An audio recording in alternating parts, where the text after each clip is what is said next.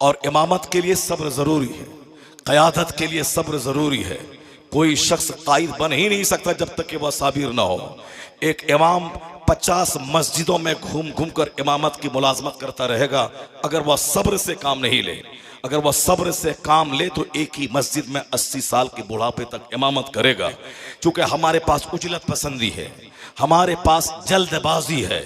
नहीं साहब, खाना ठीक नहीं मिल रहा है, अल्लाह की ज़मीन तंग नहीं है, मैं जा रहा हूँ, मैं जा रहा हूँ। तनख्वाह कम है, अल्लाह की ज़मीन तंग नहीं है, मैं जा रहा हूँ। इमाम साहब एक मस्जिद में 4 साल 5 साल रह जाएं, समझ लें कि बहुत बड़ी बात है, तनख्वाह अच्छी है, खाना अच्छा है, ये मुलाजमत कर रहे हैं।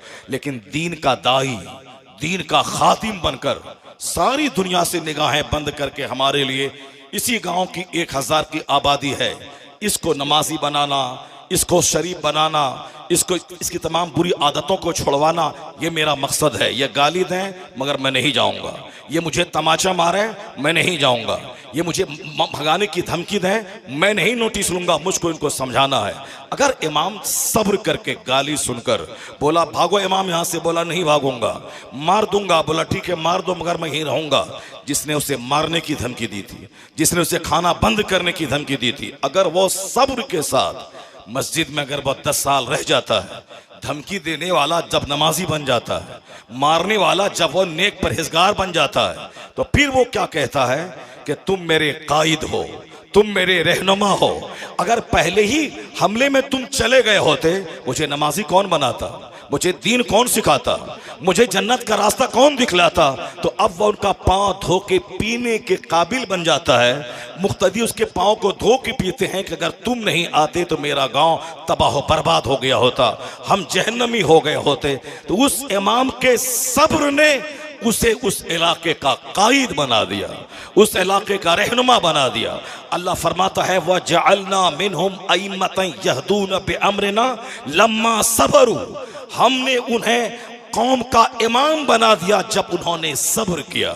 जब आदमी गाली सुनता है, जब आदमी तमाचा खाता है, जब आदमी कौम की खातिर मुसीबतें झेलता है, तो वह आम आदमी नहीं रहता, अल्लाह उसे कौम का कायद बना देता है। कायद बनने के लिए सब्र जरूरी है, इमाम बनने के लिए सब्र जरूरी है। तो हम मामूली सा सब्र करते हैं, लेकिन जिसकी दास्तान में सुनाने जा रहा हूं, आप सुनने जा रहे हैं और लगातार 10-12 दिन से सुनते हुए चले आ रहे हैं, उस अहले बैते अतहार की जिंदगी में कौन सी मुसीबत है जो नहीं आई है। मुसीबत की एक सूरत है भूख, मुसीबत की एक सूरत है प्यास, मुसीबत की एक सूरत है अपनों की बेरुखी, मुसीबत के एक सूरत है गद्दारी, मुसीबत के एक सूरत है अपनों की बेवफाई, मुसीबत के एक सूरत है चटियल धूप मैदान, मुसीबत की एक सूरत है आग बरसाती हुई धूप, मुसीबत की एक सूरत है परदेश, मुसीबत की एक सूरत है बाल बच्चों की भूख प्यास और मुसीबत, मुसीबत की एक सूरत है बीमारी, मुसीबत की एक सूरत है कि दुश्मनों के बीच में घिर जाना और फिर वहां से वापस जाने का भी रास्ता नहीं मिलना। ये बता दें कि वादिये करबला में भूख की हालत क्या है, प्यास की हालत क्या है, वहां चटियल मैदान भी है, हालत परदेश में भी है, सब दुश्मनों की तलवारों के नरगे में है, बच्चों की प्यास भी है, बीमारी भी है, मस्तूरात भी है, उनका कैदी बनने का सदमा भी है, अपनी लाश को घोड़ों की टापों से रुदमाने की फिक्र भी है। यानी तमाम गम, तमाम आलाम, तमाम मुसीबतें मैदान करबला में जमा हो गई है।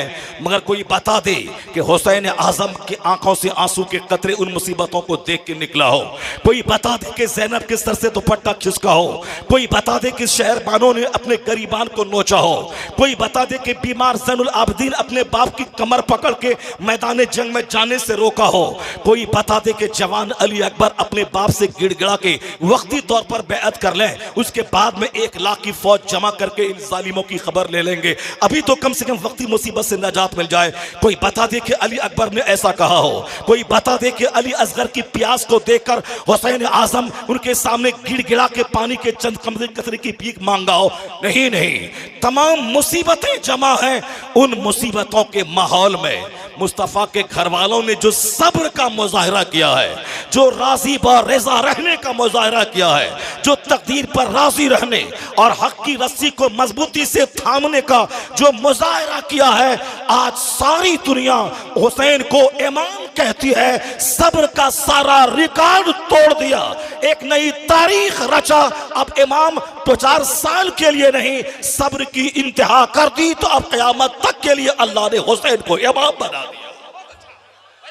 हुसैन आज़म का खुतबा मेहराब पे है हुसैन, मिंबर पे है हुसैन, खतीबों की जबान पे है हुसैन, मुसलमानों के हाथों में है हुसैन, मुसलमानों के घरों में है हुसैन, यहाँ तक कि अमेरिका की पार्लियामेंट में है हुसैन। हिंदुस्तान में मोदी जी ने अभी 5 दिन पहले कहा कि और न्याय के खिलाफ न्याय की लड़ाई हुसैन ने लड़ी है। लालू जी ने कहा कि मैं आपस में जब घिर जाता हूं तो हुसैन की जिंदगी से मुझको हौसला मिलता है। यानी आज दुनिया के लोग ये समझते हैं कि हुसैन सिर्फ मुसलमानों का है, हुसैन सिर्फ मर्दों और औरतों का है। नहीं नहीं, बल्कि आज अमेरिका की आवाज, चाइना जापान की आवाज, जहां जहां भी इंसान बसते हैं सबकी जबान से एक आवाज आती, Hussain is the greatest martyr of mankind. Hussain सिर्फ मुसलमानों की पूंजी नहीं है, हुसैन सिर्फ मुसलमानों की अमानत नहीं है, हुसैन आदमियत की तारीख का शहीद आजम है, जिन्होंने मानवता की आबरू को ऊंचा किया है, आदमियत को जलील होने से बचाया है। कयामत तक के इंसानों का मनोबल हुसैन ने ऊंचा किया है। आज अगर मैं सर उठा के चल रहा हूं तो एहसान मेरे इमाम हुसैन आजम का। हुसैन आजम इंसानी तारीख के शहीद आजम का नाम है। और इतना बड़ा काम करोड़ों में कोई एक करता है, सब नहीं।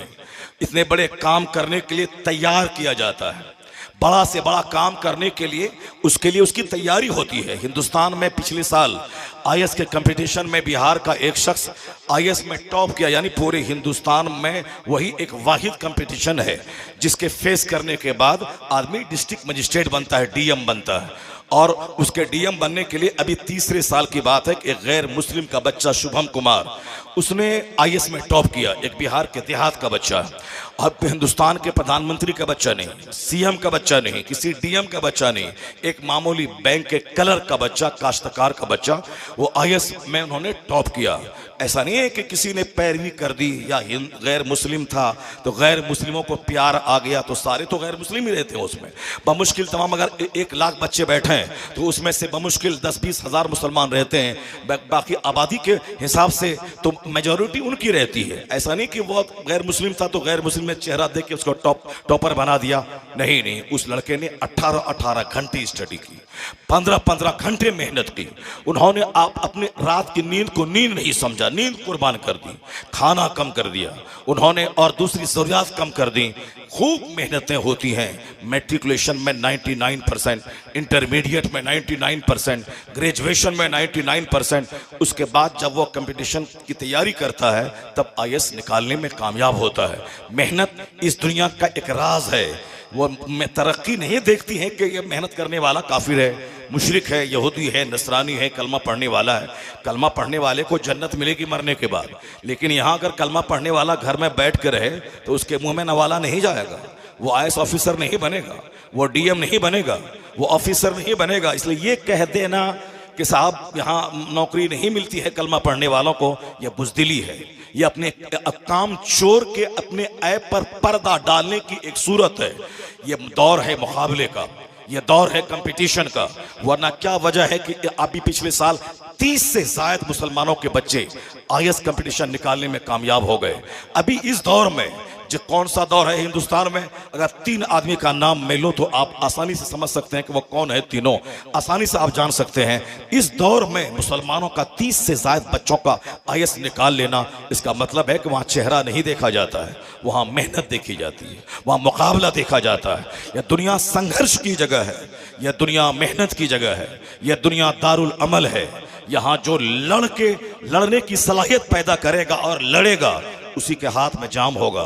तो मुसलमान सिर्फ ये कह करके छुटकारा नहीं पा सकते कि दूसरों का मुल्क है। फैसल ने कश्मीर का आईएएस में टॉप किया था इसी मुल्क में। आमिर सुबहानी बिहार का आईएएस में टॉप किया था 1990 की दहाई में, वो इसी मुल्क का है। इसी मुल्क में ऐसा नहीं कि हमारी अंग्रेजी अच्छी है तो मैथ कमजोर, मैथ अच्छी है तो जीके कमजोर, जीके सही है तो जीएस कमजोर, जीएस सही है तो करंट अफेयर्स कमजोर। यानी हम कहीं ना कहीं कमजोर रहते हैं, मेहनत में कमी रहती है, इसलिए हम मुकाबले में नहीं जीत पाते हैं। ये मुकाबले का दौर है। बड़ा काम करने के लिए बड़ा जिगर चाहिए, बड़ा काम करने के लिए बड़ा हौसला चाहिए, बड़ा काम करने के लिए बड़ों की उसके पीछे मेहनत चाहिए। जितने लोग महान बनते हैं उन महानों को सजाने में, संवारने में बड़े महान का हाथ होता है, रोल होता है। बस अगर आपने आप समझ गए मेरी तमहीद को, तो मैं कहना चाहता हूं आज हुसैन का चर्चा करोड़ों जबान पर है। उन्होंने हक बोलने का जो मसाज लोगों को दिया है।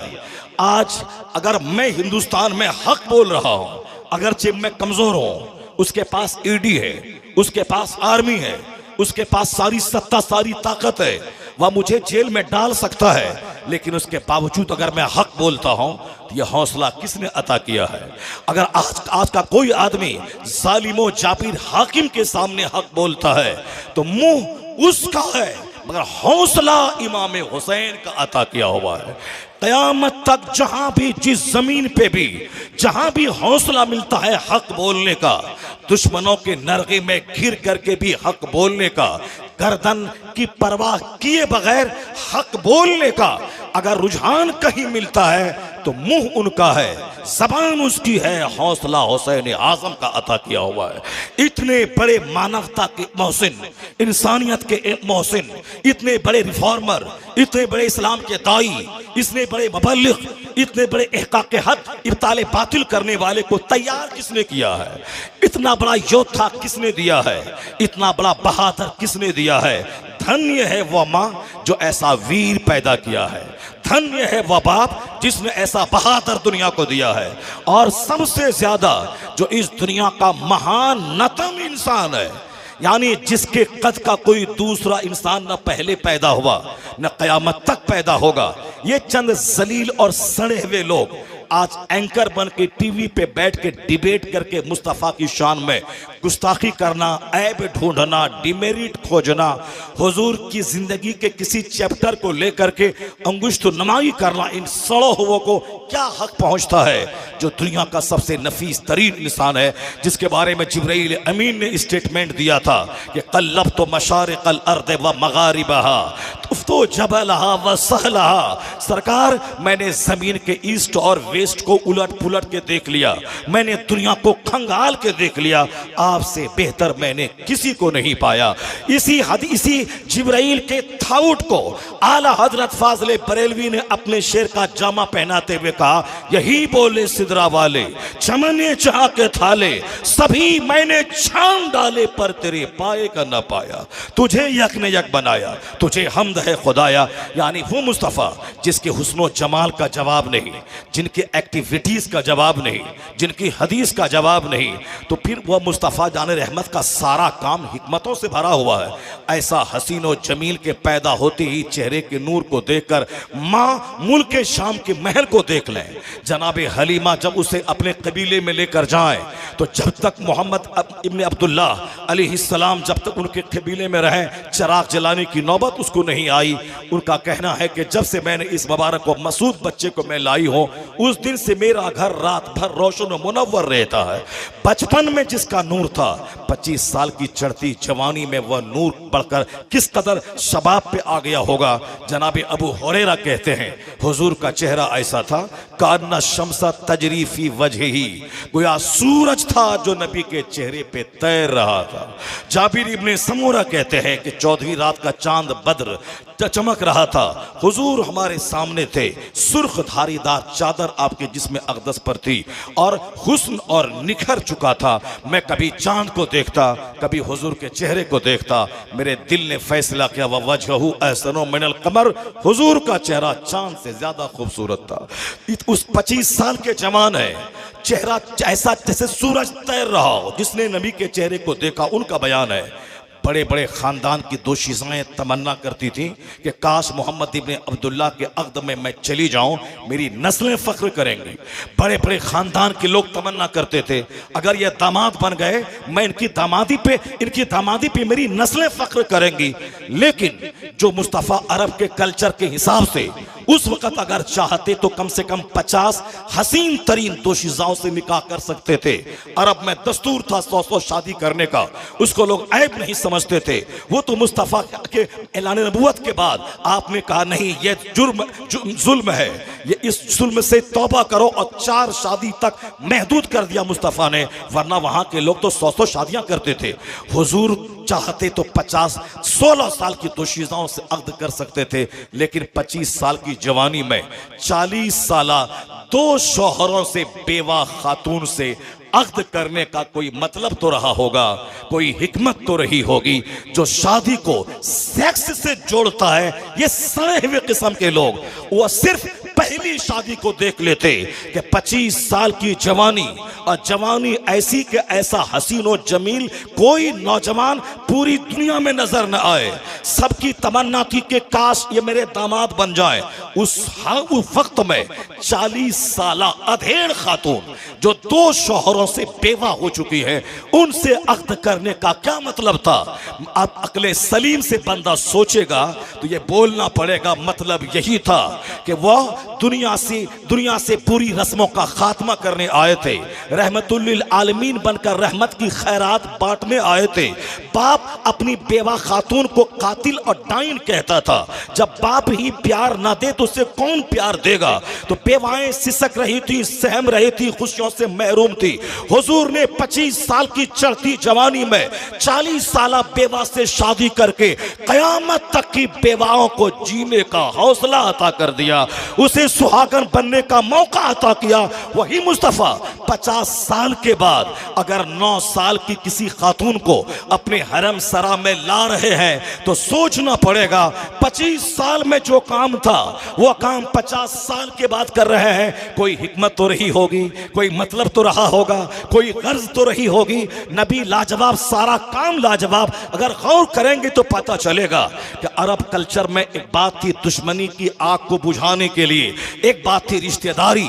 आज भी कहीं कहीं समाज में अगर 2 भाई आपस में लड़ते हो तो समाज के लोग दोनों के बेटे बेटी को रिश्ते में जोड़कर दुश्मनी की आग को ठंडा करना चाहते हैं। रिश्तेदारी की वजह से आदमी नॉर्मल हो जाता है। मुस्तफ़ा की दुश्मनी, इस्लाम से दुश्मनी, मुसलमानों से दुश्मनी मक्के में आम थी। उस दुश्मनी की आग को बुझाने के लिए मुस्तफ़ा हमेशा तदबीर करते थे। उस तदबीर का एक हिस्सा था कि हुजूर हिजरत करने, उम्रा करने आए हैं, 3 दिन ठहरने का टाइम सिर्फ है, एग्रीमेंट के मुताबिक वापस मदीना जाना है। उसी दौरान सैयदा मैमूना से आपने अक़द किया। सैयदा मैमूना की 8 बहन थी, मक्का के 8 बड़े खानदान में भी आई हुई थी। हुजूर ने दुश्मनों की दुश्मनी कमजोर करने के लिए सैयदा मैमूना से अक़द किया। रिजल्ट क्या निकला कि 8 बड़े खानदानों से रिश्ता कायम हो गया, दुश्मनी की आग बुझ गई। और खालिद इब्ने वलीद जो मैदानी बद्र में धमाल मचा चुका था इस्लाम के खिलाफ, खालिद इब्ने वलीद जो मैदानी ओहद में धमाल मचा चुका था इस्लाम के खिलाफ, 70 साहबा शहीद हो गए थे। उसी खालिद इब्ने वलीद की वजह से इतना बड़ा मशाक, इतना बड़ा ब्रेव फाइटर, इतना बड़ा कोहना मश्क तीर अंदाज, मक्के का सबसे बड़ा बहादुर था सैयदा मैमूना का भतीजा, सैयदा मैमूना की परवरिश में रहने वाला। जब उसने देखा मेरी फूफी ने मुस्तफ़ा से अक़द कर लिया है, तो कई हफ्ते के बाद खालिद इब्ने वलीद अपने फूफी के निकाह की वजह से मुस्तफ़ा के पास आके कलमा पढ़कर मुशर्रफ इस्लाम हो गया। यानी उसी निकाह के सदक़े में खालिद इब्ने वलीद जैसा सैफुल्लाह इस्लाम को मिल गया। इसका मतलब यह निकला कि 9 साल की आयशा सिद्दीक़ा रज़ियल्लाहु ताला अन्हा, चूँकि हुजूर की सारी बीवियाँ या तो 40 साल के ऊपर की हैं, सब बेवा थी, सिर्फ एक तलाकशुदा है, सिर्फ एक कुंवारी है सैयदा आयशा। मुस्तफ़ा का मर्दों का कानून दिया हुआ अबू हुरैरा के जरिए, अनस के जरिए, अब्दुल्ला इब्ने मसूद के जरिए, अब्दुल्ला इब्ने ज़ुबैर के जरिए, दूसरे सहाबा के जरिए मर्दों का कानून पहुंचा। औरतों के मखसूस मसाइल, शब शबो रोज हुजूर की सारी बातों को कंप्यूटर की तरह सीने में रिकॉर्ड करके उम्मत मुस्लिमा तक पहुंचाने का काम करने वाली मुफस्सिरा, मुहद्दिसा, मुफक्किरा तो चाहिए कोई जो इस्लामी शरीयत की तकमील करे। अगर गौर करेगा जालिम, मुस्तफ़ा अल्लाह की मर्जी के मुताबिक कोई मर्जी के खिलाफ कोई काम नहीं करते। वो तो जनाब जिब्रील ने ख्वाब में सैयदा आयशा का चेहरा मुस्तफ़ा को दिखला के बोला कि अल्लाह को पसंद है, इससे आप निकाह करें।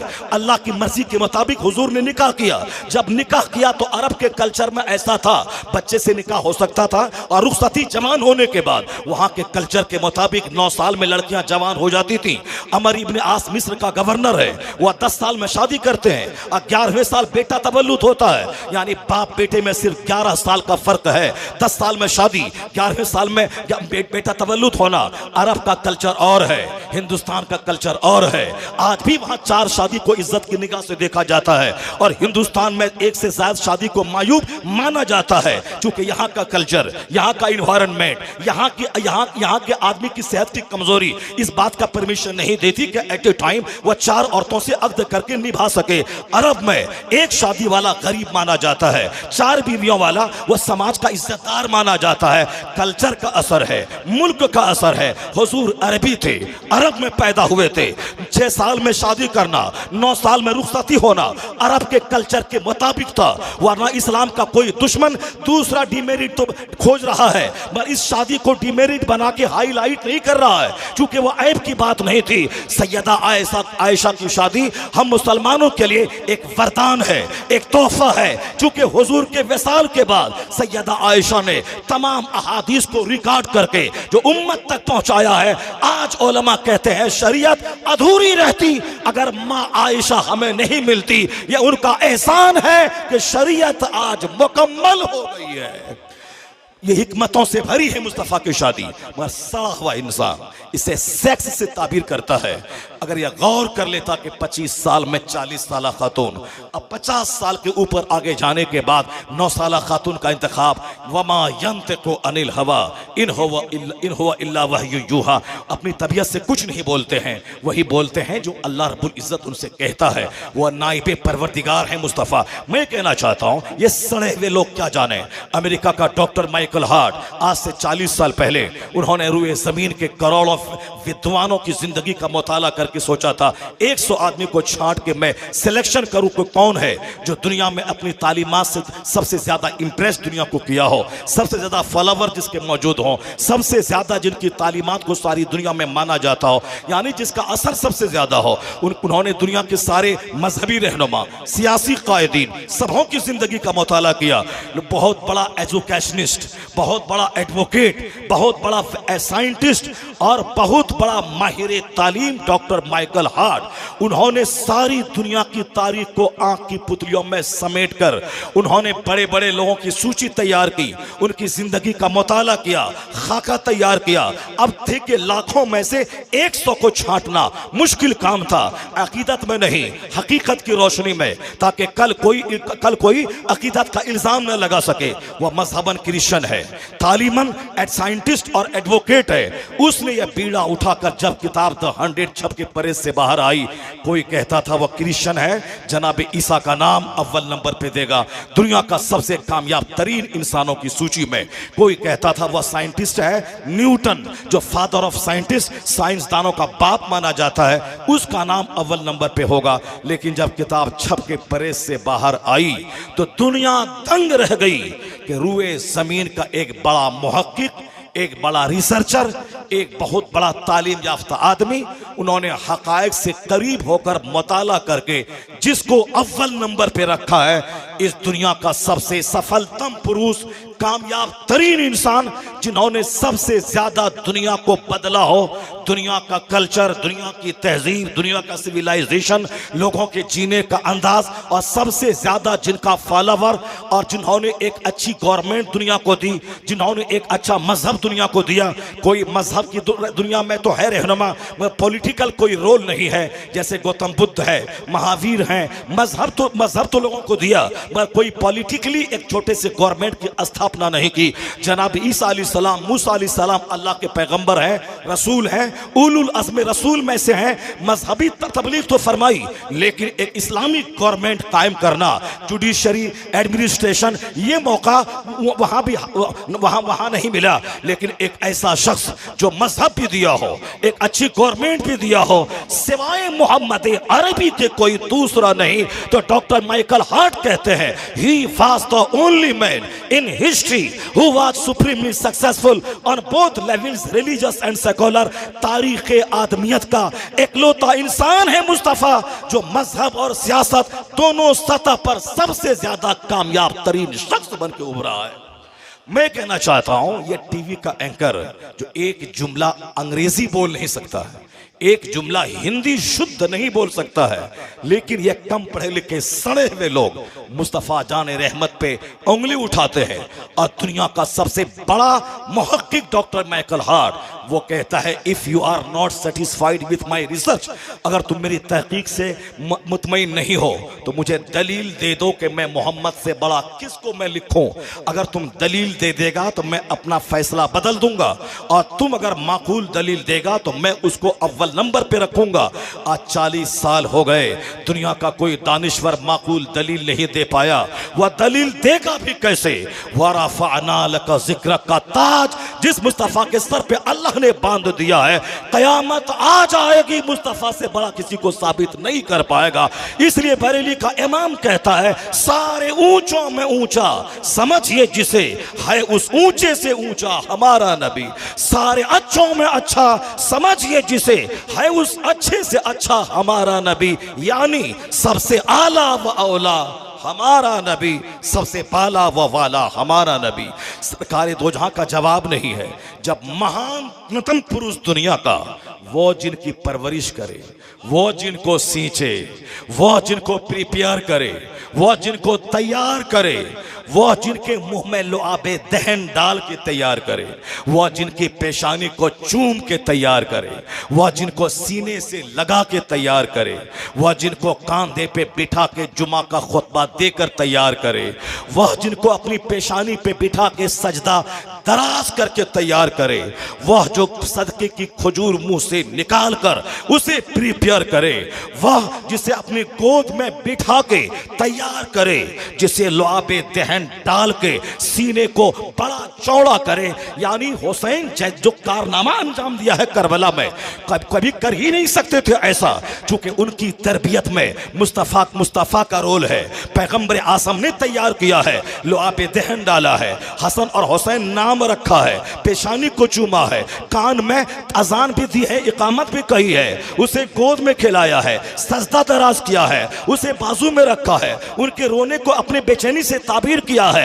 यानी उनको अपनी गोद में रखकर अपने बेटे की जिंदगी को उन पर कुर्बान किया है। नहीं सुनी आपने, एक तरफ हुसैन बैठे हैं, एक तरफ आपका साहबजादा बैठा है।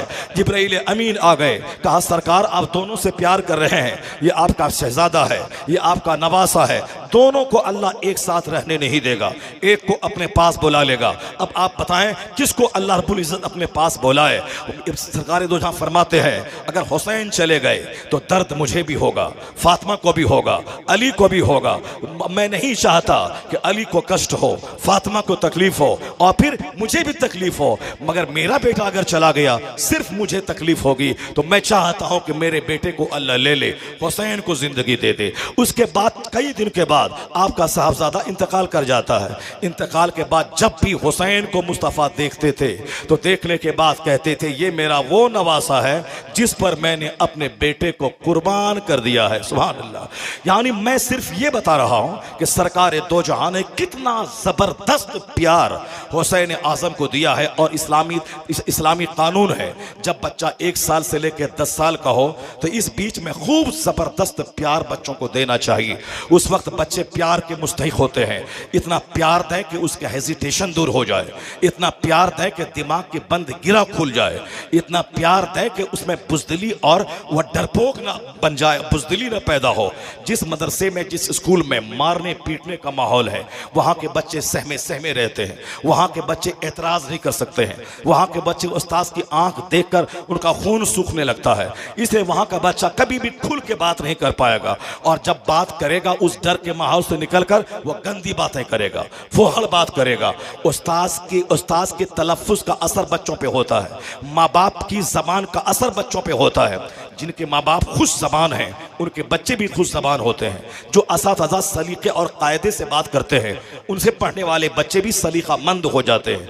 और जो असातिज़ा या जिनके वालिदैन फुहड़ होते हैं, बदज़बान होते हैं, बद अखलाक होते हैं, गसीला होते हैं और बात बात में गुस्सा आता है, उनका बच्चा उनसे ज़्यादा गुस्सा करने वाला हो जाता है, उनका बच्चा उनसे ज़्यादा गुस्सा करता है। इस्लाम कहता है जब बच्चा 7 साल की उम्र तक हो उसको खूब प्यार दो, यह तेरे लिए बादशाह है, बादशाह की तरह इज्जत दो। और जब ये बच्चा 10-7 साल से की उम्र का हो जाए उसे नमाज का आदेश दे। जब 10 साल का हो उसे मार के नमाजी बना दे, और जब नमाजी बन जाए उनका बिस्तर अलग कर दे। आज लोग कहते हैं नमाज पर खिताब कीजिए, मैं कहता हूँ नमाज पे खिताब की कोई ज़रूरत नहीं है। सिर्फ हुजूर के एक हदीस पे मुसलमान अमल कर ले। हुजूर ने कहा था मुरु औलादकुम वहुम अबनाओ सबए सनीन, तेरे बच्चे की उम्र जब 7 साल हो उसे नमाज का हुक्म दे। वद्रिबूहुम अलैहा वहुम अबनाओ अश्र सनीन, जब तेरे बच्चे की उम्र 10 साल हो उसे मार के नमाजी बना दे, यानी मार मार के नमाजी बना। और अगर हुजूर की इस हदीस पर सारे माँ बाप अमल करें तो 11 साल का कोई बच्चा नहीं बचेगा दुनिया में जो नमाजी ना हो, कोई बच्ची नहीं बचेगी जो बेनमाजी हो। क्योंकि माँ बाप अपना फर्ज नहीं समझते, वह सारी चीज सारा ठिकरा उस्ताद पे फोड़ना चाहते हैं, खतीब पे। यही खिताबत करेंगे तो इनकलाब आएगा। अपनी जिम्मेदारी कुछ नहीं है, हर माँ बाप पर लाजिम है जमीन दे न दे, मकान दे न दे, बच्चे की तरबियत कायदे से करके अच्छा इंसान बना दे। चूंकि आज जब बच्चे बिगड़ने लगे, अमेरिका में चरस, अफीम और ड्रग्स के आदी बने, तो वहां के लोगों ने करोड़ों डॉलर देकर वो बच्चों की तरबियत पे किताबें लिखवाना शुरू की कि जमीन मकान मत दीजिए, पहले बच्चों को आदमी बना दीजिए, वरना 50 करोड़ देंगे तो 1 साल में ड्रग्स पी के, चरस पी के सारे पैसे को बच्चा बर्बाद कर देगा। तो व्हाइट हाउस का प्राइम मिनिस्टर कौन, प्रेसिडेंट कौन बनेगा, वहां के बैंक का प्रोबेशनरी ऑफिसर कौन बनेगा, मुल्क की हिफाजत करने के लिए आसमान में नासा के जरिए जाकर कौन तहकीक करेगा। उसके लिए जिगर चाहिए। अगर बच्चे ही उजड़ गए तो फिर हर डिपार्ट का माहिर कहां से पैदा होगा। जमीन मकान नहीं, बच्चों की तरबियत का ख्याल कीजिए। यानी जब बच्चे तबाह होने लगे तब कहा जाता है सबसे बड़ा गिफ्ट है बाप की तरफ से कि बच्चा को आदमी बना दिया जाए, तबाही से बचाया जाए और उनको कदम कदम पे उसको डिसिप्लिन सिखाया जाए। यही है आदमियत। मैं कहना चाहता हूं आपने अपने मजहब और अपने पैगंबर की उस बात की अहमियत को नहीं जाना। सारी दुनिया बच्चों की तबाही का तमाशा देखकर आज इस रुख पे आई है कि जमीन जगह से ज्यादा बड़ा गिफ्ट है डिसिप्लिन, अदब, तालीम, तहजीब सिखाना। चाइना, जापान में मकान जमीन से पहले बच्चों को तालीम, तहजीब, तमद्दुन, अदब सिखाना। अमेरिका में इसी बात पे जोर दिया जा रहा है जमीन मकान करोड़ों डॉलर फिक्स डिपॉजिट करने से बेहतर है बच्चों को अदब, डिसिप्लिन सिखा दें। एक हदीस पाक सुने, हुजूर ने क्या फरमाया है। सरकार फरमाते हैं मा नहला वालिदुन वलदहु मिन नुहलिन अफजला मिन अदबिन हसन। 1400 साल पहले न अमेरिका का पता था, न चाइना जापान के विकास की कहानी थी। हिंदुस्तान में एक कॉलेज तक नहीं था। उस जमाने में मुस्तफा जाने रहमत ने अरब के डेजर्ट में बैठकर बच्चों की तरबियत के ताल्लुक से जो कुछ कहा है वह दुनिया के करोड़ों दानिश्वर की बोली एक तरफ, सिर्फ इस हदीस को एक पल्ले में रखें, इसका वजन सब पे गालिब आ जाएगा। जहां दुनिया वालों की नजर तरबियत के ताल्लुक से डिसिप्लिन और इल्म को सबसे प्रायोरिटी दी जा रही है, वहीं मुस्तफा ने 1400 साल पहले कहा था एक बाप अपनी औलाद को जितना गिफ्ट देता है सबसे बड़ा गिफ्ट अच्छा अदब सिखा देना, अच्छा इल्म सिखा देना। जहां नजर दानिश्वरों की आज गई है वहां नजर मुस्तफा जाने रहमत की 1400 साल पहले गई है। हुजूर ने इमाम हसन को ऐसा अदब सिखाया, ऐसा सींचा है। सिर्फ हाय हुसैना करने से काम नहीं चलेगा, सिर्फ हाय हसन करने से काम नहीं चलेगा। तो तू लोग दुनिया कहेगी यह हिजड़ों की जमात है, यह नामर्दों की जमात है, ये साहब काम चोरों की जमात है, ये साहब कमजोरों की जमात है, जो साहब मातम करता हो, जो मरसिया गाता हो, जो सीना फाड़ता हो, जो सर के बाल नोचता हो। हुसैन आज़म ने जिंदगी से बताया, मुस्तफ़ा जान रहमत ने अपने नवासे को तैयार करके बताया है कि किस तरह से एक बच्चे की तरबियत में किस तरह से काम लेना चाहिए। कदम कदम पे कब अजान है, कब तहनीक है, कब उसके लिए नमाज का हुक्म है, कब उसको हर मौके से अदब सिखाना है, कब नमाजी बनाना है।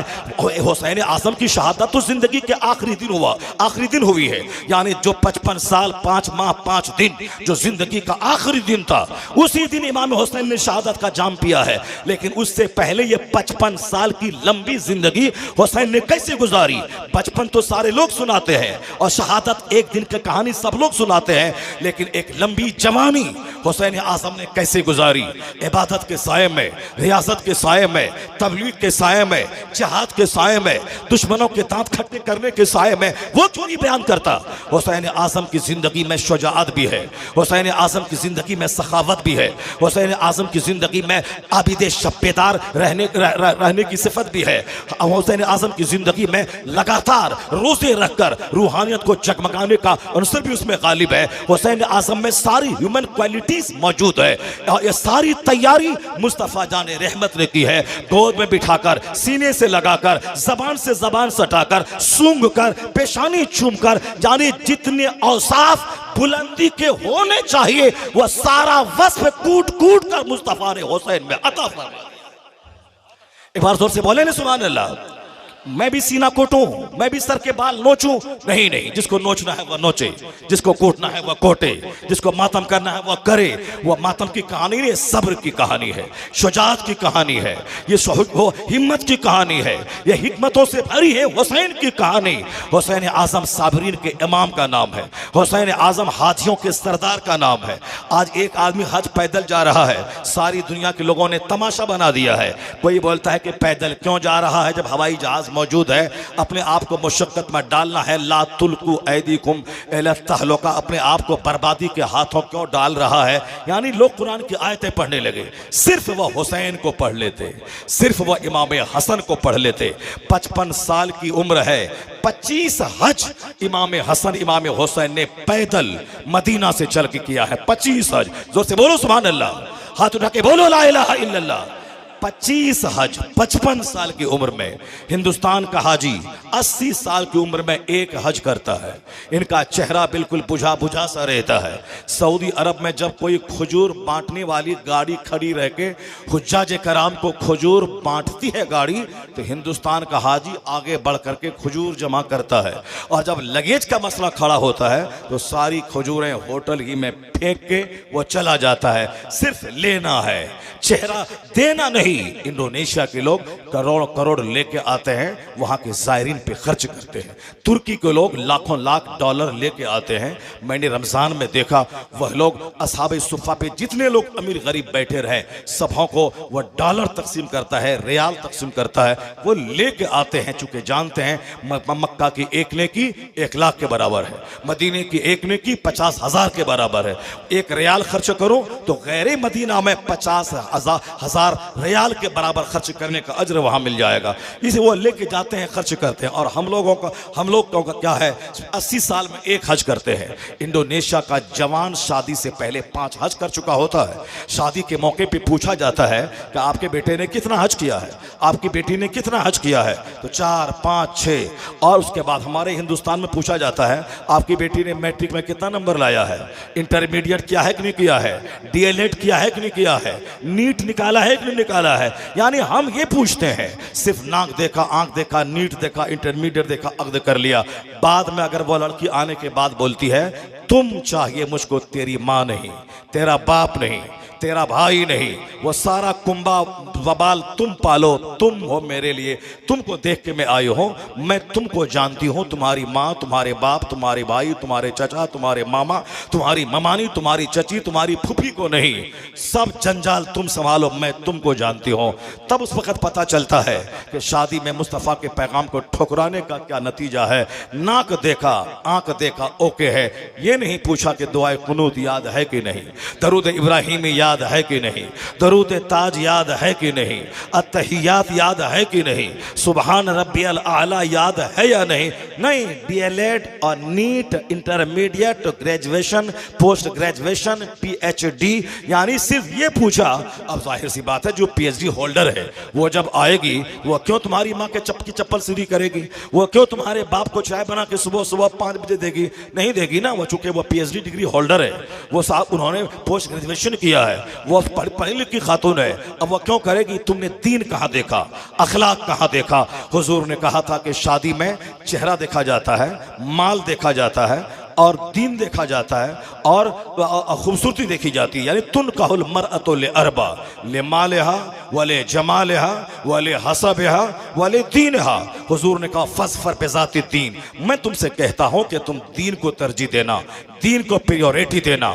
मुस्तफ़ा ने कहा जनरली लोग शादी में 4 चीजें देखते हैं, मगर तुमको कहता हूं तुम अखलाक देखना, तुम सिर्फ मुखड़ा मत देखना, नाक लंबी आंख बड़ी मत देखना, दीन देखना। फज़फर बेज़ाति दीन, दीन देखना और दीनदार को तरजीह देना। मुस्तफ़ा कहते हैं वाला अमतुन सौदा और ज़ात दीनिन अफजल, काली कलोटी दीनदार औरत तेरे हक में बेहतर है। हुजूर हकीम वक्त ने, दुनिया के सबसे बड़े मौलिम ने क्या कहा, काली कलोटी दीनदार औरत तेरे हक में बेहतर है। क्यों? इसलिए कि शादी सेक्स का मसला नहीं है कि एक दिन शादी करके लाया और जब तक सेक्स की तकमील हुई उसके बाद फिर चाहे कुछ भी हो सिर्फ मजा लेने का जरिया है। नहीं नहीं, अगर मेरा बाप शादी नहीं करता मैं कहां से पैदा होता, अगर मेरे दादा शादी न करते मेरा बाप कहां से आता, अगर महबूब इलाही के वालिद शादी न करते वो कहां से पैदा होते, सैयद मूसा जंगी दोस्त शादी न करते तो अब्दुल कादिर जिलानी कहां से आते, मौला अली फातिमा ज़हरा शादी न करते हसन और हुसैन कहां से आते। क्या मतलब है कि शादी ख्वाहिशात की तकमील का एक जरिया है, लेकिन सबसे बड़ा माध्यम है तवालुद व तनासुल का, इंसानी सिलसिले को जारी रखने का, ताकि दुनिया में इंसान रहे। दुनिया की बहारें इसी इंसानी आबादी से कायम है। जमीन है, आसमान है, सूरज है, चांद है, सितारे हैं, डेजर्ट है, रेगिस्तान है, फल फ्रूट्स है, वेजिटेबल्स है, जानवर है, सारी चीजें इंसान के लिए अल्लाह ने मुसख्खर कर दिया है। यही इंसान है जो शेर का पांव पकड़ के फाड़ता है, यही इंसान है जो चांद पे कदम रख के वहां की जमीन का पता लगाता है, यही इंसान है जो समंदर के नीचे गोता लगाकर 3 महीने तक रहकर वहां के हीरे जवाहिरात और मालूमात के खजाने को हासिल करता है, यही इंसान है जो फजाओं में 10-10 महीने मुअल्लक रहकर स्पेस की सच्चाई का पता लगाता है। इसी इंसान के लिए सारी दुनिया को मुसख्खर कर दिया है। इंसान ही से जिंदगी की बहार है। तो अब अगर इंसान अच्छा रहेगा वो न तहकीक करेगा जमीन कितनी बड़ी है, आसमान क्या है, आसमान बगैर खंबे के क्यों खड़ा है, अल्लाह ने मुझको क्यों पैदा किया। और जब शादी सिर्फ सेक्स की तकमील का जरिया हो जाए और औरत सड़ी हुई मिल जाए और मर्द भी सड़ा हुआ हो तो आने वाली जो नस्लें हैं महा सड़ी हुई, दुनिया चोरों से भर जाएगी, दुनिया डकैतों से भर जाएगी, दुनिया होंडों से भर जाएगी। हमने शादी में सिर्फ नाक देखा, आंख देखा, हुजूर की तालीम को ताक पे रखा। मेरा बेटा होंडा, मेरा बेटा डकैत, मेरा बेटा माँ बाप का नाफरमान, मेरा बेटा मेरी छाती पर बैठकर ब्लैंक चेक पे साइन करवाने वाला। चूंकि हमने ही उनकी गुट्ठी में पिलाया है, क्या पिलाया है, फला डॉक्टर बना 5 करोड़ की बिल्डिंग बना ली, फला इंजीनियर बना बंबई में 5 किता मकान खरीद लिया, फला आदमी नेतागिरी की, उन्होंने दिल्ली, बंबई, कलकत्ता, बेंगलोर में जमीन मकान खरीद लिया, उन्होंने बंबई जाके पढ़ा लिखा इंजीनियर बना, उन्होंने बेंगलोर में शानदार फ्लैट खरीद लिया। तो हमने बच्चों के दिमाग में ये बताने की कोशिश की कि पढ़ने का मकसद मकान खरीदना, पढ़ने का मकसद बंबई में कारोबार कर लेना, पढ़ने का मकसद जितना पैसा हो पैसा कमाना ताकि इज्जत इज्जत मिलेगी। तो अब वो बच्चा अपने बाप की छाती पे चढ़ के बोलता है, फला बाप अपने बेटे को 10 करोड़ छोड़ के मरा, तुम कितना छोड़ के मर रहा है? फला बाप अपने बेटे को 25 लाख की कार छोड़ के मरा, तुम कौन सी कार मेरे लिए छोड़ के मर रहा है?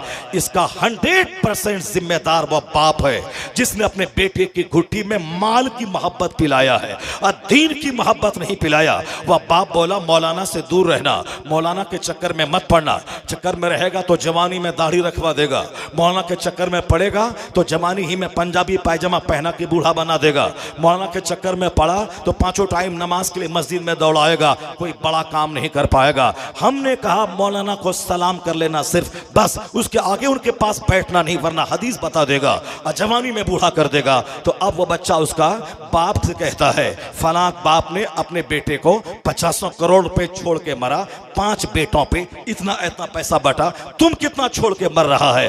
अब बोलता तुम जालिम है, तुझको अल्लाह माफ नहीं करेगा। उनकी कब्र पे जाके उनका बेटा बोलता इस बेईमान बाप को अल्लाह माफ नहीं करेगा जो हमारे बड़े भाई को अच्छी जमीन दे दी और मुझको बैक की जमीन दे दी। तो जमीन भी 2 करोड़ों की और जालिम भी कहलाओ और उसके तमाचा भी खाओ और उसकी आंख का भी सामना करो, मरने के बाद कब्र पे जाके लाठी मार के जालिम भी उसकी जबान से कहलाओ। ये 100% कसूर हमारा है कि मैंने अपने बच्चों को आलिमों से दूर रखा, हदीस और कुरान से दूर रखा। अगर हम बच्चों को बताते कि आलिम के पास जाओ, दीन सीखो, और आलिम से बोलता माँ बाप का चेहरा दिन में 100 बार देखेगा तो हज मबरूर का अजर मिल जाएगा, माँ की पेशानी को बोसा देगा तो जन्नत की चौखट के चूमने का लुत्फ आ जाएगा। जन्नत माँ के पाँव के नीचे है, बाप जन्नत का दरवाजा है। तो वह बेटा चाहे बाप उसको कुछ न दे मगर जन्नत के शौक में बाप की पेशानी को चूमता है, बाप के पाँव को बोसा देता है। अगरचे बाप उसको कुछ न दे, उनके मरने के बाद बाप की कब्र पे जाके कहता है मालिक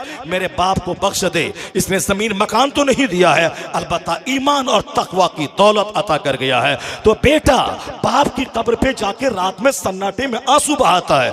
अगर बेटा को अगर नेक बनाया गया, आलिमों की सोहबत में रखा गया तो ओल्ड एज होम की जरूरत नहीं पेश आएगी। बेटा बाप को अपनी निगाहों के सामने रखेगा और कहेगा कि आप जिंदा रहे ताकि रोजाना मुझको 100 हज मबरूर का अज्र मिलता रहे। अगर बेटे को दीन से करीब किया तो समाज दीनदारों से भर जाएगा, समाज नमाजी से भर जाएगा, समाज अच्छों से भर जाएगा। अगर आपने आलिमों से नफरत दिलाई, समाज डकैतों से भर जाएगा, समाज चोरों से भर जाएगा, समाज गुटखाखोरों से भर जाएगा। इसलिए कि कानून से हट के कुछ नहीं होता है, एक नेचुरल सिस्टम है। जैसी जमीन वैसी फसल, जैसा दरख्त वैसा फल। आम के पेड़ में 50 लाख तावीज बांध दें, वहां से सेब नहीं निकलेगा। आम के पेड़ से आम निकलता है, सेब के पेड़ से सेब निकलता है। मैं चाहे 1001 करोड़ तावीज गेहूं के खेत में डाल दूं, गेहूं का बीज डालने के बाद यहां से बासमती चावल पैदा हो, नहीं होगा, ऐसा कहीं नहीं होता है। अल्लाह चाहे तो हो जाएगा, मगर अल्लाह का कानून है। दुनिया सारा एक नियमानुसार चल रहा है, एक सिस्टम से चल रहा है। सब्बे हिस्म रब्बिकल आला अल्लज़ी खलक़ फसव्वा वल्लज़ी क़द्दरा फहदा वल्लज़ी अखरजल मरआ फजअलहु गुसाअन अहवा। यानी पाकी बयान करो उस रब्बे आला की जिसने हर चीजों को पैदा करके एक अंदाजे पे रखा है, आंख बंद करके नहीं, मजनू बन के नहीं, जो होगा सो देखा जाएगा, नहीं नहीं। अक्ल दी है अल्लाह ने, सोचने की सलाहियत दी है, एक सिस्टम के हिसाब से सारा काम चल रहा है।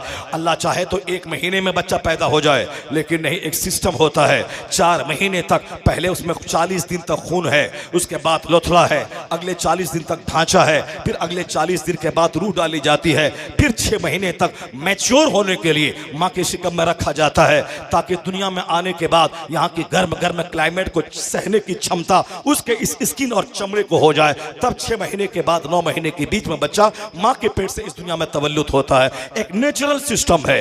अल्लाह चाहे तो 21 दिन के अंदर बच्चा पैदा हो जाए। जैसे मुर्गी का बच्चा है, वो अंडा है, मुर्गी अंडे पर बैठती है, 21 दिन के बाद जो उसके अंदर बच्चा है वह उसके खोल को तोड़ करके बच्चा बाहर निकल जाता है और फिर चंद ही घंटे में वो बच्चा चलने फिरने और दौड़ने के काबिल हो जाता है। तो जानवर तो चंद घंटे में चलने फिरने लगे और ये इंसान को 1.5-2 साल लग जाते हैं चलने फिरने में, क्योंकि इंसान अशरफुल मखलूकात है और दुनिया का सबसे अशरफ है। तो अशरफ का सारा काम ग्रेजुअली होता है, धीरे धीरे होता है, एक कानून के तहत सारा काम होगा। इससे हट के जो काम करेगा उसको इस दुनिया में मुंह की खानी पड़ेगी और दुनिया पाप से और गंदों से दुनिया भर जाएगी। उसी सिस्टम का एक हिस्सा है अच्छी औरत का सिलेक्शन करना, ताकि वो जमीन है और तुम अच्छा बनना, उसमें बीज डालने वाले हो।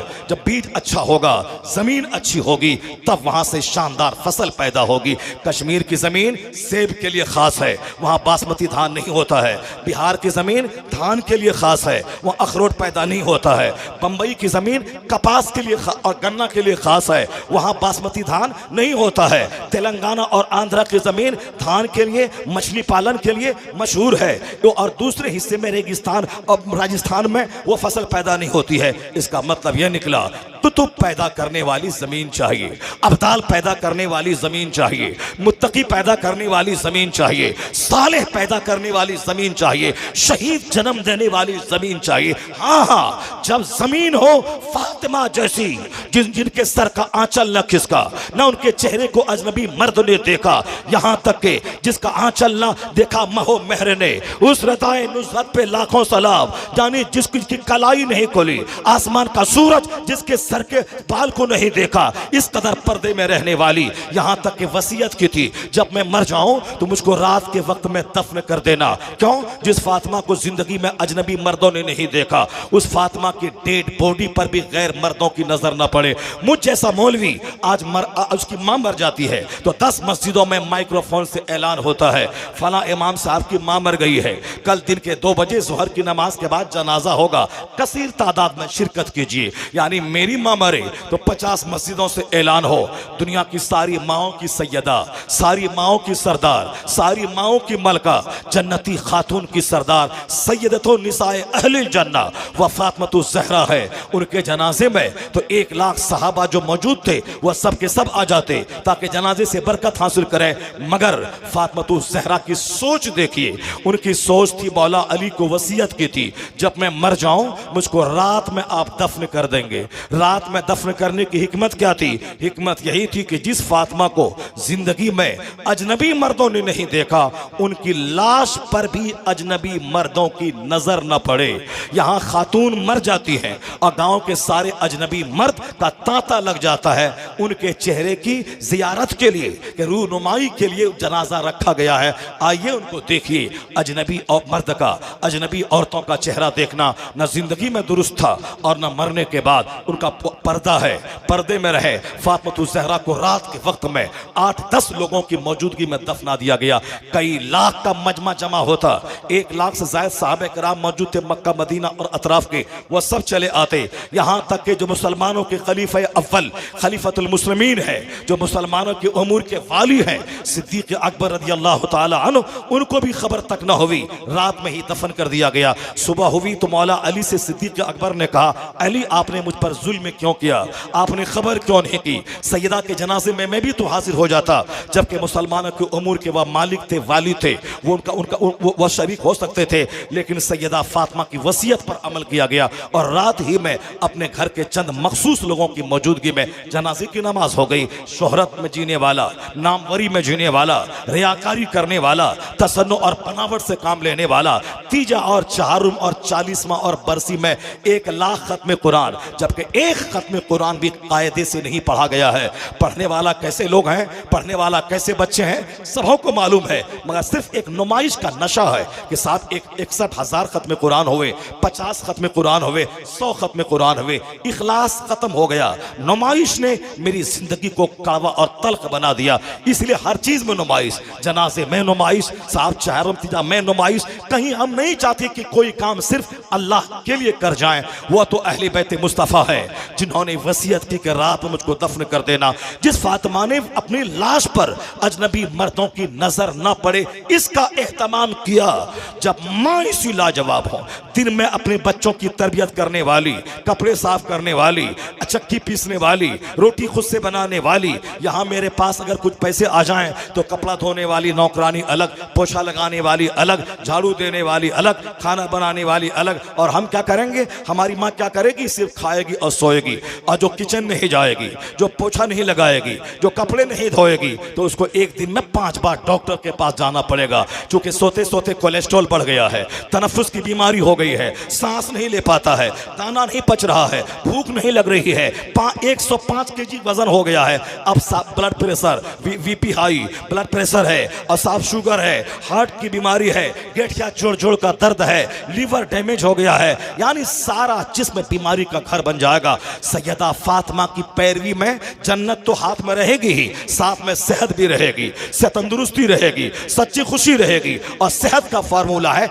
एक्टिव रहना, सेहत का फार्मूला है स्ट्रगल करना, सेहत का फार्मूला है जद्दोजहद करना। सेहत का राज है जो जितना ज्यादा भाग दौड़ करेगा उतनी ही ज्यादा सेहत अच्छी रहेगी। जो बाजार जाए सब्जी लाने, जो खेत जाए काम करने, नहीं खेत का काम है सब्जी लाने का काम है, अब नमाज 5 वक्त पढ़े और एक्स्ट्रा 50 रकत नमाज नफल पढ़े, ताकि पसीने में सारा बदन शराबोर हो जाए।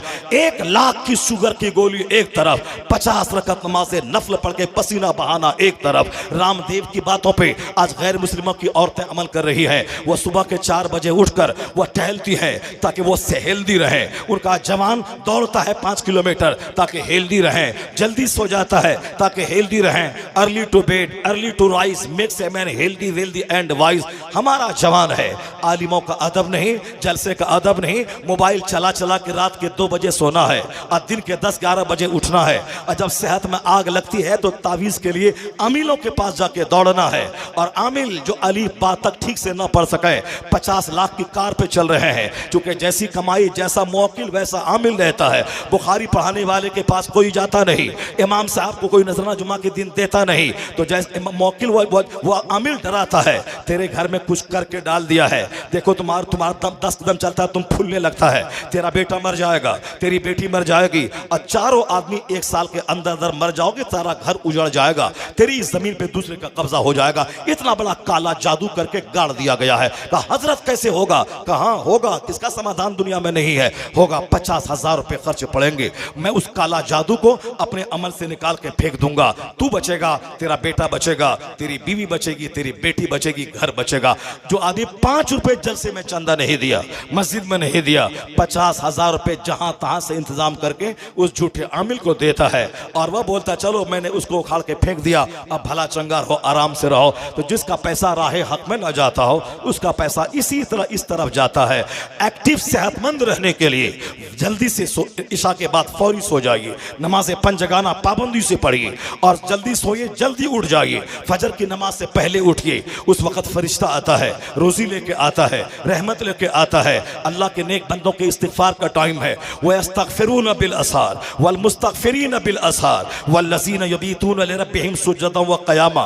मौलवी साहब बोलता जल्दी तकरीर खत्म कर, 10 बजे रात बनाई गई है सोने के लिए, मगर वह सिर्फ एक ही बात पढ़ता है, वल्लैल लिबासा, रात को लिबास बनाया, और ये नहीं पढ़ता है कि वो तताजाफा जुनूबहुम अनिल मदाजिअ यदऊन रब्बहुम खौफन व तमआ, यानी अल्लाह के सिलेक्टेड बंदे हैं जिनकी करवटें रात को बिस्तर से अलग हो जाती हैं। वो अल्लाह के जिक्र के लिए और रोने धोने के लिए और खर्च करने के लिए तैयार हो जाता है। जो रात भर सजदे और क़याम में गुजारता है, वल्लज़ीन यबीतून लिरब्बिहिम सुजदन व क़यामा, इसका मतलब ये निकला एक जनरल आदमी के लिए कानून है, वह जल्दी खाएं, सो जाएं, सुबह फजर पढ़ लें। मगर अल्लाह के मखसूस बंदे के लिए है कि वह रात भर एक सजदे में गुजार दें, रात भर खुदा की रहमतों के तलबगार रहें, रात के आखिरी पहर में इस्तिगफार करें, नेकी का पुतला फिर भी रोएं धोएं। अल्लाह को पसंद है मर्द मोमिन की आंख का आंसू का कतरा, और यही काम अहले बैत अतहार के बच्चे में कूट कूट के भरा था। रात का आखिरी पहर में उठना,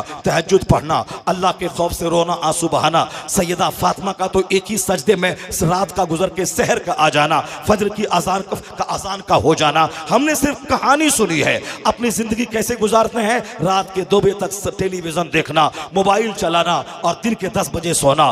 कुत्ते रात भर हुल्लड़बाजी करते हैं और सहरी के टाइम में राख और ढेर पे सो जाते हैं, बीच रास्ते में सो जाते हैं। बुजुर्गों ने कहा है रात भर हुल्लड़बाजी करना, जागना और हुल्लड़बाजी करना कुत्तों का काम है, और फरिश्तों की आमद की घड़ी में सो जाना ये कुत्तों का काम है और मुर्ग का काम है। रात भर खामोश रहना, और सहरी के टाइम में जब फरिश्ते उतरते हैं आसमान से जमीन पर, उसको देखकर मुर्ग पांग देने लगता है। मुर्ग का पांग देना ये अल्लाह की तस्बीह है। तो तुम्हारा काम मुर्ग से मिल जाए, तुम्हारा काम फरिश्तों के साथ मिल जाए। अगर ये चाहते हो तो रात में जल्दी से सो जाओ और सहरी के टाइम में उठ जाओ, ताकि तेरा काम फरिश्तों से मेल खाए। अगर तुमने ऐसा नहीं किया तो किससे मेल खाता है वो अच्छी तरह समझ सकते हो। और आज समाज कैसे लोगों से भर गया है, न माँ को ख्याल है न बाप को ख्याल है अपने बच्चों की मुस्तकबिल का। और ये बता नहीं चलो बड़ा होने के बाद ठीक हो जाएगा, अपने से सीख लेगा, बड़ा होने के बाद संभल जाएगा, वह सब भले बुरे की पहचान कर लेगा। ऐसा नहीं होता है। माँ बाप को तरबियत के लिए इतना जोर क्यों दिया गया? सरकार दो जहां ने इतनी अहादीस बच्चों की तरबियत के लिए क्यों बयान फरमाई? और हुजूर ने प्रैक्टिकल में अपने बच्चों के लिए ऐसा कुछ क्यों किया? चूंकि मालूम है कि कोई चीज ऐसा नहीं होता है कि हम सिस्टम के खिलाफ काम करें और रिजल्ट सिस्टम के मुताबिक हो जाए, नहीं होता है। बरसात के जमाने में घर में बैठे रहें और अगर के मौसम में बिल्कुल धान का ढेर मेरे घर में हो जाए, नहीं होता है। मैं घर में बैठ के रहूं और शाम के टाइम में 10,000 मेरे घर में आ जाए, नहीं होता है। मैं घर में बैठ कर रहूं और अजमेर चला जाऊं, गरीब नवाज की चादर पकड़ के मैं 40 दिन का चिल्ला करूं या सोच करके मैं डीएम बन जाऊं, नहीं होता है। डीएम बनने के लिए ग्रेजुएशन के बाद 15-15 घंटे पढ़ना पड़ेगा, मेहनत करनी पड़ेगी और फिर दुआ करनी पड़ेगी। पहले मेहनत, फिर अल्लाह की तकदीर पर भरोसा, अल्लाह से दुआ। इधर से मेहनत जाएगी, उधर से खुदा की रहमत आएगी, और जहां दोनों मिल जाए वही बंदा कामयाबी से हमकिनार हो जाएगा।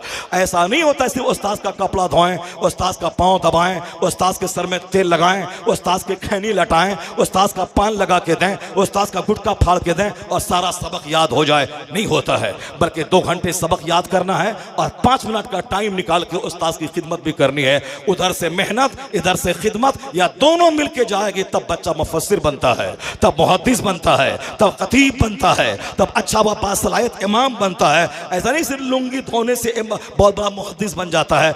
जितने लोगों की जिंदगी है, सबकी जिंदगी में मेहनतों का दखल है। सरकार गौसे आजम ईरान से चल के बगदाद गए, सैकड़ों उस्ताद के दरवाजे पे जाके इल्म सीखा। वो तो मादरजात वली थे, वह तो बचपन ही में अपने घर की छत से वह मैदान अरफात के हाजियों का मंजर देख लिया था। वह तो माँ के पेट ही से अल्लाह के वली बन के पैदा हुए थे। वह माँ की गोद में दूध नहीं पिया था, यहाँ तक कि अगले साल चांद का मसला हुआ तो लोगों ने कहा कि माँ पिछले साल जो बच्चा तबल्लुद हुआ था वो दिन भर दूध नहीं पिया है। तो गौसे आजम के इस मिसाल को लोगों ने लेकर के उन्होंने उसकी चांद की तहकीक शुरू की, तो पता चला कि वाकई आज चांद हो गया है। चूंकि सुबह से दूसरे साल अब्दुल कादिर जिलानी ने चांद नहीं, उन्होंने दूध नहीं पिया है। क्या मतलब है? वो तो मादरजात वाली थे, लेकिन रात भर चिराग जला के आंख को जलाना, किताबों को पढ़ना, असातिज़ा की दहलीज पे जाके सो जाना, उनके बाहर निकलने का इंतजार करना, फिर उनसे सबक पढ़ना, एक लंबी उम्र तक दरसियाती किताबों पे महारत हासिल करना, फिर अगले 25 साल तक दरियाओं सहराओं में जाके वहां गिरी पड़ी सब्जी भूख लगी खा लिया, फिर खुदा की मार्फत का नूर हासिल किया। इसका मतलब है महान बनने के लिए जो नेचुरल सिस्टम है दुनिया का, उसका फॉलो करना पड़ेगा। मालदार बनने के लिए मेहनत करनी पड़ेगी, और साहब दीनदार बनने के लिए मेहनत करनी पड़ेगी, जन्नत जाने के लिए मेहनत करनी पड़ेगी। मैंने एक लंबी तमहीद बयान की सिर्फ इसीलिए कि नेचुरल सिस्टम है। जब माँ हो फातिमा जैसी और बाप हो अली जैसा। वह मौला अली यहूदी के कुएं से पानी खींचते थे, उनके खेत में सिंचाई करके उससे 2 सिक्के जो मिलते उससे अपने बाल बच्चों को पालते थे। फातिह खैबर अली, मुश्किल कुशा अली, फातिह खैबर अली, खंदक के बादशाह अली, जिन्होंने मैदान बद्र में, मैदान ओहद में, खैबर व खंदक में, ग़ज़वे हुनैन में, तमाम ग़ज़वात में इंपॉर्टेंट रोल अदा किया है। ऐसी बहादुरी कि आला हजरत की जबान में बहरे तस्लीम अली मैदान में सर झुके रहते हैं तलवारों के, यानी मौला अली जिस मैदान जंग में जाते दुश्मनों की तलवारों का सर मौला अली को सलाम करने के लिए झुका रहता था। वो फातिह खैबर अली। दिन में जिहाद है, रात भर सजदे में रात गुजार देना है और हलाल रोजी की तलाश के लिए इस तरह इसके हलाल ढूंढना है। यहाँ मस्जिदों के माल को लूट के खाने वाला, वो क्या जाने मौला अली कौन है। मदरसे का नाजायज माल खाने वाला, वो क्या जाने मौला अली कौन है। वह बुज़दिलों नामर्दों की तरह करने वाला, उसे क्या खबर के मौला अली किसका नाम है। सिर्फ नाम ले ले करके सर कूटने से काम नहीं चलेगा। मौला अली फातिह खैबर है, मौला अली दामाद मुस्तफ़ा है, मौला अली मुश्किल कुशा है। लेकिन उन्होंने क्या कहा, जाओ मैंने तुझको तलाक दिया, जाओ मैंने तुझको तलाक दिया। किसी ने पूछा हुजूर किसको तलाक दिया। कहा दुनिया सज धज के आई थी, मैंने दुनिया को तलाक दे दिया। दुनिया बोली मुझे कबूल कर लीजिए, अच्छा खाइए, अच्छा पहनिए, अच्छा से रहिए। मौला अली ने कहा नहीं नहीं, मैंने तुझको तलाक दे दिया, मैंने तुझको तलाक दे दिया। मौला अली ने दुनिया को तलाक दे दिया। मोटे छोटे पे रजामंद हो गए, रूखे सूखे पे रजामंद हो गए, और फिर सादगी पे रजामंद हो गए। चूंकि मौला अली ने बचपन से मुस्तफ़ा की सादगी को देखा था, बचपन से सरकार दो जहां की लाइफ को देखा था, हुजूर की तरबियत में आप थे, इसीलिए उन्होंने सादगी को इख्तियार किया और पेचीदगी की दलदल में अपने आप को धंसने से बचा लिया। मौला अली ने दुनिया को तलाक दिया। एक सैयद साहब आला हजरत के पास हमेशा आते थे और गरीबी की शिकायत करते थे। आला हजरत सैयदों का बड़ा एहतराम करते थे हुजूर की वजह से। सरकार का शहर काबिल एहतराम, हुजूर की अहले बैत काबिल एहतराम, हुजूर की औलाद काबिल एहतराम। तो हुजूर की औलाद क़यामत तक जो भी सादात में से हो, अगर वो सैयद हैं तो हमारे लिए काबिल एहतराम है। एहतराम का मतलब ये नहीं है कि वो बोले चलो सिनेमा देखने के लिए हम सिनेमा देख लें, वो बोले नमाज छोड़ दो हम नमाज छोड़ दें। नहीं नहीं, हम उनका पाँव चूमेंगे, पेशानी को बोसा देंगे, लेकिन अगर दाढ़ी उसकी कटी भी रहेगी, हद शरा तक ना रहेगी, तो हम बोलेंगे सैयद साहब आप पीछे रहिए। ये अंसारी का बेटा जिसे दुनिया जोलाहा कहती है, ये आलिम है, मुत्तकी है, हद शरा दाढ़ी है, ये आगे बढ़ के नमाज पढ़ाएगा, इमाम बनेगा। आपकी नाना की शरीयत के मुताबिक आप इमाम बनने के अहल नहीं है। हाथ चूमना और है, इमामत के मुसल्ले पे खड़ा होना और है, एहतराम सादात और है। ला ताअता फी मासियतिल्लाह, अल्लाह की नाफरमानी में किसी की फरमा बरदारी नहीं की जाएगी। अगर माँ बोले शराब पी, नहीं बात मानी जाएगी। बाप बोले सनीमा देख, नहीं माना जाएगा। पीर बोले ये गुनाह कर, नहीं माना जाएगा। सैयद साहब बोले ये काम कर, नहीं माना जाएगा। मुस्तफ़ा की अल्लाह की नाफरमानी में किसी बंदे की बात नहीं मानी जाएगी। बंदे की इज्जत अलग है और उनकी हर बात को मानना अलग है। माँ का एहतराम अलग है, और माँ अगर गुनाह करने के लिए कहे, माँ की बात नहीं मानी जाएगी। इसे अब बहुत सारे आंख बंद करके अपने मुर्शिद के नक्शे कदम की पैरवी करते हैं, चाहे मुर्शिद उसको जो भी कह दे। नहीं, यही तो तुर्रे इम्तियाज है मजहब इस्लाम का। दूध का दूध, पानी का पानी, ये हमें फर्क सिखाता है राइट और रॉन्ग में, और जायज और नाजायज में, लीगल और इलीगल में। मौला अली इतने बड़े थे कि जिन्होंने दुनिया को तलाक दिया। सैयद साहब आला हजरत के पास आके बार बार गरीबी की शिकायत करते थे, बड़ा एहतराम करते थे, एहतराम में कुछ नहीं बोलते थे। एक दिन देखा जब बार बार ये शिकायत करते हैं, अपना कलम रोक दिया। 1000 से ज्यादा किताबें लिखने वाला, अहले सुन्नत व जमात का सबसे बड़ा, हिंदुस्तान का मोहसिन, मुस्लिह, मुजद्दिद, जिनकी किताबें आज 100 साल के बाद भी दुनिया भर में हमारी रहनुमाई करती हैं। मुनाजरे में वहाँ दलील दी जाती है, वहां तकरीर नहीं। आज किताब इल्म गैब पर मुनाजरा हो तो दलील आला हजरत की लाइब्रेरी से आती है। मुनाजरा हो इल्म गैब पर ऑस्ट्रेलिया में तो किताब आला हजरत की लाइब्रेरी से जाती है। इसलिए 100 साल गुजर जाने के बाद जहां देखिए वादी रजा की कोहे हिमालय रजा का है, जिस समत देखिए वो इलाका रजा का है। क्यों? इसलिए कि रजा की 1000 से ज्यादा किताबें आज भी कदम कदम पे मेरी रहनुमाई करती हैं और मुझे राह रास्त दिखलाती हैं। जब तक वो किताबें रहेंगी तब तक उनका नाम, उनके नाम, उनकी अजमत का डंका बजता रहेगा। सिर्फ बोली नहीं देखी जाती है, इस्लाम की खिदमतें देखी जाती है। आला हजरत ने कलम रोक दिया और कहा सैयद साहब एक बात बताइए, इस्लाम का मसला है अगर बाप किसी को तलाक दे दे, क्या उस खातून से बेटे का अक्द करना दुरुस्त है? सैयद साहब ने कहा नहीं नहीं, बिल्कुल नहीं दुरुस्त है। कहा सैयदों के बाप मौला अली, जिन्होंने दुनिया को तलाक दे दिया हो, फिर उससे अक्द करना उनकी औलाद के लिए दुरुस्त है। आला हजरत हकीम थे, हिकमत भरा जुमला बोला, सैयद साहब समझ गए। जब तक वो जिंदा रहे आला हजरत के पास आते रहे, मगर फिर दोबारा कभी गरीबी की शिकायत नहीं की। जहां 50 घंटे की तकरीर रंग नहीं लाती हो, वहां आला हजरत का एक हकीमाना जुमला आदमी की फिक्र में इनकलाब पैदा कर देता है। यही है आला हजरत में, हजरतों की सारी जिंदगी गुजर गई, एक आदमी को राह रास्त पर न ला सका। आला हजरत वो थे, एक जुमला जुमला एक आदमी की जिंदगी में इनकलाब पैदा कर दिया। तो मैं कहना चाहता हूं मौला अली शेर खुदा फातह खैबर है। सादगी, हलाल का 1 रुपया हराम के 1 खरब रुपए से बेहतर है। मौला अली ने यह मसाज दिया। आज हराम खा खा करके 50 उम्र करने वाला, 25 हज करने वाला, वह भूल जाता है कि हराम कमाई पेट में जाए अल्लाह कोई दुआ कबूल नहीं करता। अल्लाह रब्बुल इज्जत सारी दुआओं को रद्द कर देता है। अगर जिसमें 1 बूंद शराब दाखिल हो जाए 40 दिन तक कोई दुआ कबूल नहीं होती, उसी हालत में मर जाए तो जन्नत की खुशबू उस पे हराम हो जाती है। शराब पे शराब ठोकने वाला, माले हराम झूठ बोल के कमाने वाला, वह 50 उम्र पे जा रहा है, नहीं होगा। दुआएं कबूल होंगी मोहल्ले की मस्जिद में। हज अगर फर्ज नहीं है तो काबा जाने का जुनून क्यों दिमाग में पाल रहा है? अगर हर हलाल खा के मोहल्ले की मस्जिद में जो दुआ करेगा, हराम खाकर काबा में दुआ करेगा, वो दुआ रद्द हो जाएगी। और हलाल खा के मोहल्ले की मस्जिद में दुआ करेगा, वो दुआ कबूल हो जाएगी। क्योंकि दुआ की कबूलियत के लिए हलाल ग़िज़ा शर्त है, और दुआ की कबूलियत के लिए अपनी खातून बीवियों और बेटियों का पर्दे में रहना शर्त है। आया है किताब में, उस कौम के मर्दों की दुआ को अल्लाह रद्द कर देता है जिस कौम की औरतों के पायल की आवाज अजनबी मर्दों के कान में जाती हो। एक तरफ बेपर्दगी, एक तरफ हरामखोरी। कुछ भी हो, समाज में स्टेटस बचना चाहिए, समाज में इज्जत रहना चाहिए, समाज में अभी कम से कम अपना भरम रहना चाहिए, चाहे मरने के बाद जहन्नम ही में क्यों न जले, अभी स्टेटस बचना चाहिए। उसे अली का नाम नहीं लेना चाहिए। मौला अली ने उन्होंने फाके को कबूल किया, मगर हराम की आमेजिश और हलाल तरीके से भी दुनिया की फरावानी को कबूल नहीं किया।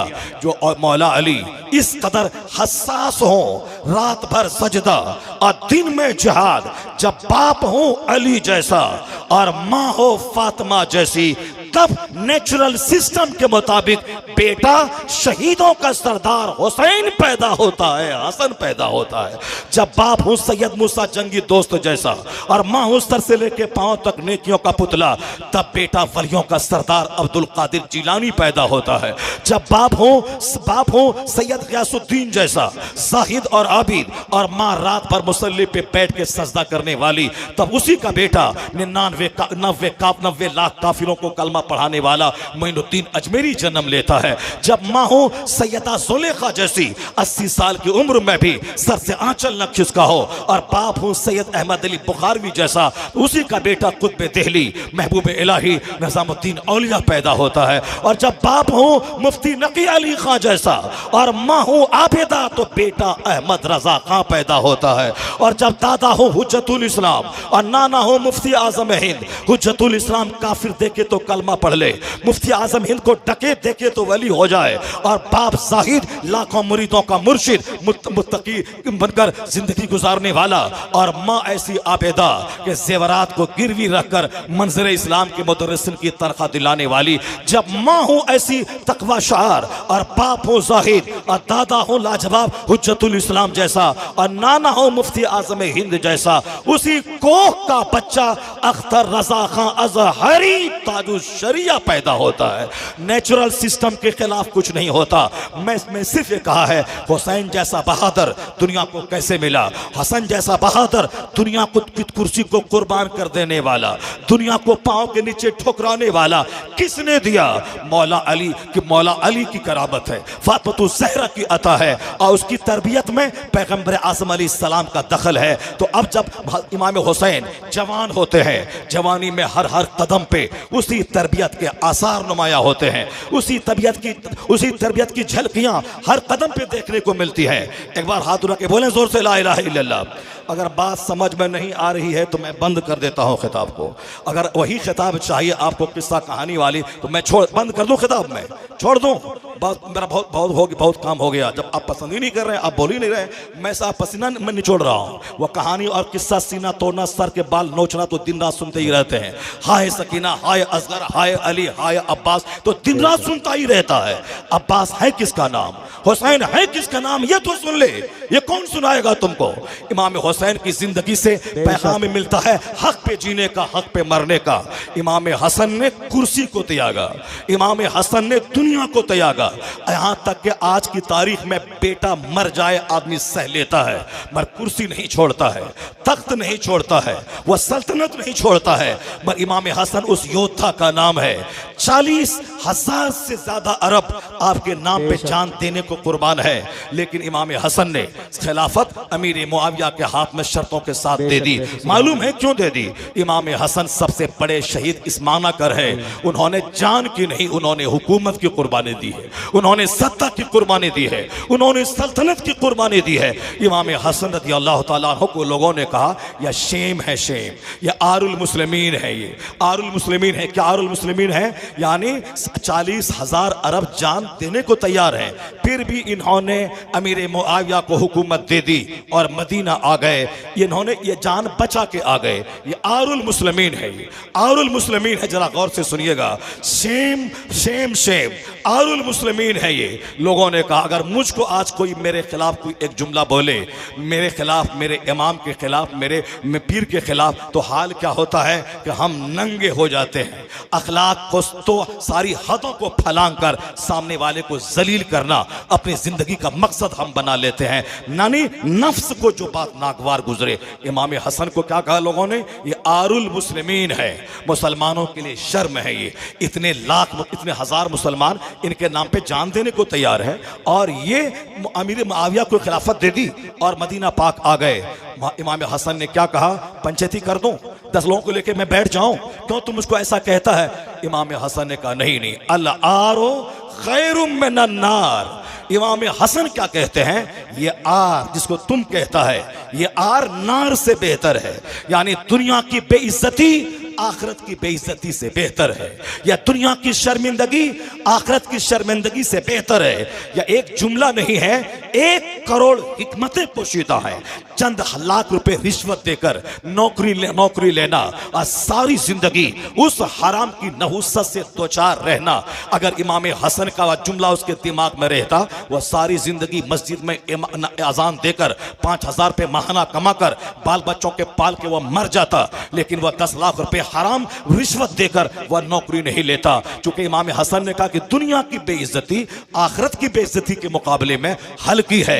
असल बेइज्जती वहां की, असल रुसवाई वहां की, वहां का एक दिन 50,000 साल के बराबर होगा, और दुनिया का एक दिन 100 साल उसके मुकाबले में कितना है? 1 सेकंड है। तो 1 सेकंड के लिए हरामखोरी, 1 सेकंड के लिए रिश्वत, 1 सेकंड के लिए झूठ, 1 सेकंड के लिए दूसरों की प्रॉपर्टी पे गासिबाना कब्जा, 1 सेकंड के लिए इस तरीके से बेएहतियातियां, 1 सेकंड की नमाज छोड़कर चंद सिक्के कमाना। वो अपने आप को हुसैन का नाम ना ले, उसकी इस नापाक जबान से पाक हुसैन का लफ्ज नहीं निकलना चाहिए। इमाम हसन भूखा रहे, अपनी दौलत को जिंदगी में 3 बार, सारी प्रॉपर्टी उन्होंने एक सुई तक घर में नहीं रखा, वह सब खैरात कर दिया। जिंदगी में कई बार आधी जायदाद, यानी आधा अपने लिए आधा रब की राह में, और 3 या 2 बार सारी प्रॉपर्टी सुई तक नहीं रखा, सब राह खुदा में खैरात कर दिया। यह सोचना नहीं कि कल मेरा बच्चा क्या खाएगा, परसों मेरा बच्चा क्या खाएगा। इमाम हुसैन ने प्रैक्टिकल में बताया कि अल्लाह पर विश्वास करने वाला वो खसारे में नहीं रहता है। अल्लाह का वादा है 1 खर्च कर मैं तुझे 10 दूंगा। तो हमको तो लगता है कि खर्च करेंगे, देगा कि नहीं देगा, होगा कि नहीं होगा, ये बेएतमादी हमारे सीने में है। मगर वह हुसैन थे, वह इमाम हसन थे, अल्लाह की जात पर मजबूत यकीन था, सारा माल राह खुदा में खैरात कर दिया। क्या वो भूखे रह गए? क्या उनके बच्चे भूखे रहे? नहीं, उन्होंने रब की राह में खर्च किया था। रब ने पहले से ज्यादा उनको नवाजा। आला किस्म का घोड़ा मौजूद था, मगर पैदल हज को जाते थे। चूंकि हुजूर ने फरमाया जो मक्का से पैदल चल के हज को जाए, हर कदम के बदले में 6 करोड़ नेकियां उसके नाम अमाल में लिखी जाती हैं। वह नेकियों के हरीस थे, उसे हर कदम पे नेकी चाहिए। जवानी के दिनों में तबलीग करना, उमर फारूक आजम की फौज में शामिल होकर जिहाद करना, यह मामूल था दोनों भाइयों का। आका अलैहिस्सलाम के विसाल के वक्त में इन दोनों भाइयों की उम्र थी 7 साल या 8 साल, मगर मगर सिद्दीक अकबर 2 साल रहे, उसके बाद फारूक आजम 10 साल रहे। फारूक आजम के ज़माने में हजरत इमाम हुसैन फारूक आजम की फौज में शामिल होकर जंग कादसिया में शामिल हुए। इमाम हसन फारूक आजम की फौज में शामिल होकर दूसरी जंगों में शामिल हुए। इमाम हुसैन ने कभी ये नहीं कहा कि फारूक आजम मेरा गासिब है, सिद्दीक अकबर गासिब है। नहीं नहीं, मौला अली सिद्दीक अकबर को हिमायत दी। मौला अली ने उस्मान फारूक आजम की फौज में शामिल रहकर उनका शाना बशाना, उनको मशवरा देकर उनकी खिलाफत को तस्लीम